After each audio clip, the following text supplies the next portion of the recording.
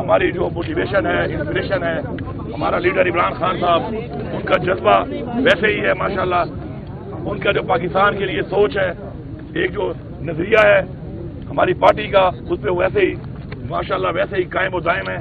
وہ یہی کہہ رہے ہیں کہ پاکستان میں انصاف ہونا چاہیے، پاکستان میں کرپشن کا خاتمہ ہونا چاہیے، اور رول آف لا ہونا چاہیے، اور جمہوریت کے اندر جو ہے یہ جو لوگوں کا مینڈیٹ ہے وہ کسی کو بھی حق نہیں ہے کہ وہ چوری کر سکے.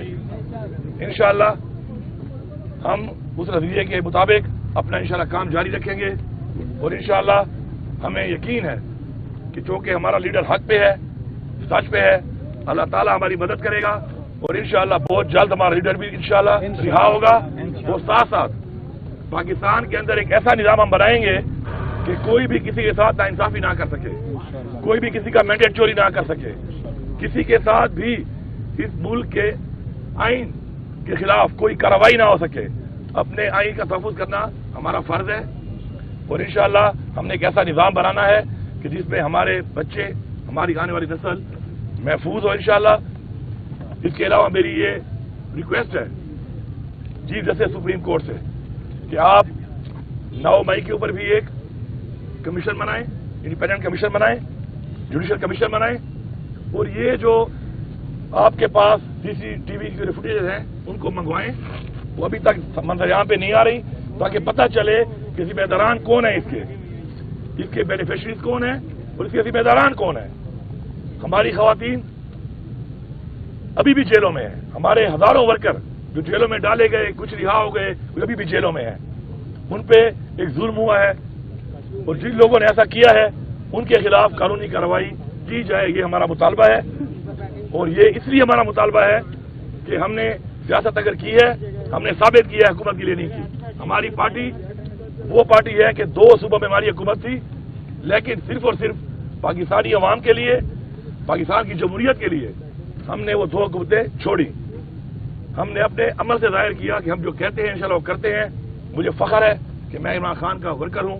میں تحریک انصاف کے تمام ورکرز کو یہ پیغام دے رہا ہوں کہ عمران خان آپ کی جنگ لڑ رہا ہے. میں پوری قوم کو یہ پیغام دے رہا ہوں کہ عمران خان ہمارے بچوں کی جنگ لڑ رہا ہے. آپ عمران خان کا ساتھ دیں، آپ عمران خان کا ساتھ دیں. انشاءاللہ ہم سب انشاءاللہ لیڈ کریں گے.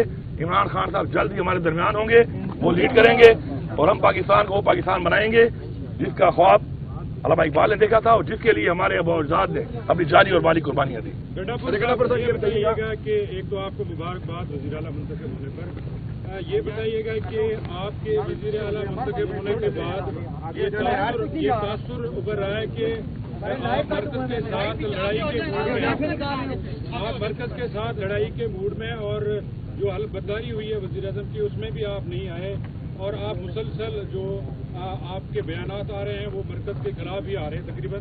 تو کیا وجہ ہے، یہ تاثر کیوں پھیل رہا ہے؟ پہلی بات تو یہ پاکستان ہمارا ہے، اس پاکستان کے ادارے بھی ہمارے ہیں. اب مرکز میں اس وقت جو ایک حکومت بیٹھی ہے، جو بیٹھ چکی ہے، اس نے مینڈیٹ چوری کیا ہے.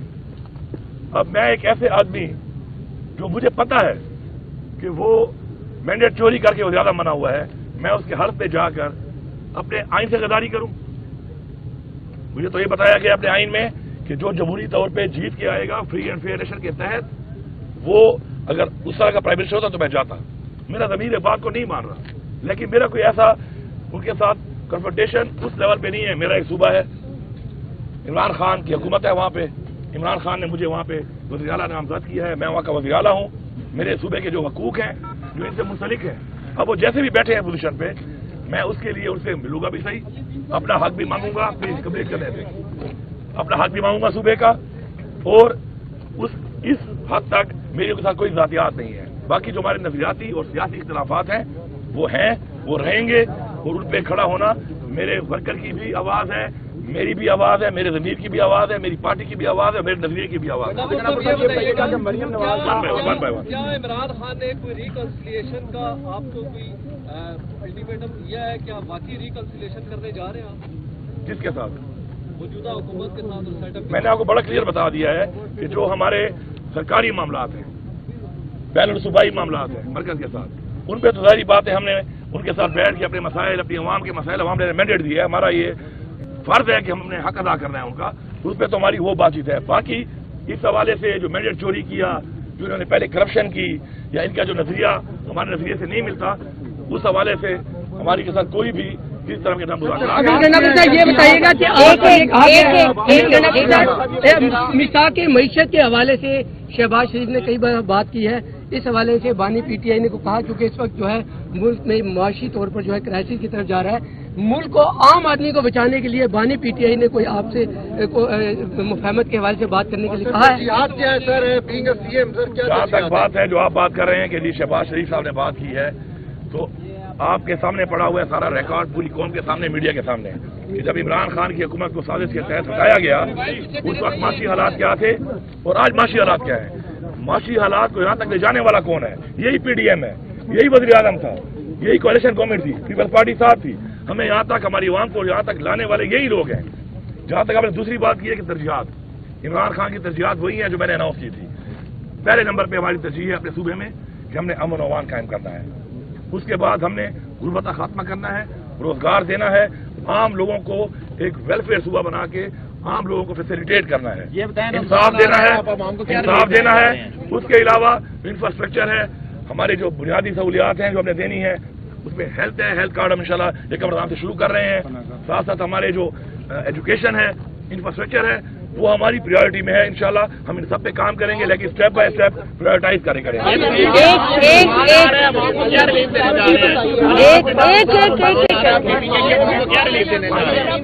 رمضان کے حوالے سے ماشاءاللہ ہم لوگ اپنا جو ہمارا ڈیٹا ہے، احساس کا جو ہمارا ڈیٹا ہے اور جو بی ایس پی کا ڈیٹا ہے ٹرانسپیرنسی کے لیے، اس کے مطابق ہم 8.5 لاکھ خاندانوں کو فی خاندان جو ہے 10,000 روپیہ دے رہے ہیں.